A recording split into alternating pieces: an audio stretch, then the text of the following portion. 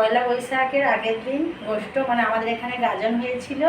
আর আজকের আমার দেওরকে লাস্ট দিন সাজাবো, আসছে বছর আবার হবে। আর কীভাবে সাজাবো আর গাজন আজকের করতে যাবে, মানে আমরা গ্রামে থাকি তো এখানেই গাজনটা হবে। এমনভাবে আমার দেওরকে সাজাবো সেই পুরো ব্লগটা দেখাবো, দেখতে থাকো। ভালো লাগলে কিন্তু কমেন্টে অবশ্যই করে জানাবেন। আর গ্রামে তো আজকের গাজন লাস্ট দিন, আবার আসছে বছর হবে।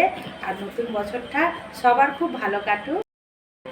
7টা বাজে এখন ঘড়িতে, দেখুন বন্ধুরা। আর 9টা থেকে গাজন। দেওরের জন্য রেডি হয়ে বসে আছি, দেওর এখনো আসছে না, কখন আসবে তারও ঠিক নেই। সাজাবার জন্য রেডি হয়ে বসে আছি। সময় আর মানুষের মধ্যে কোনো তফাৎ নেই। সময়ের যেরকম দাম থাকে না, মানুষেরও দাম নেই।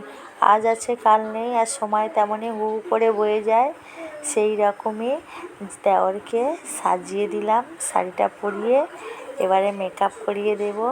আর এই লাস্ট দিন তো কদিন হু হু করে কেটে গেল বুঝতেই পারিনি। তাই শাড়ি পরিয়ে এবার দেওরকে মেকআপ করাবো।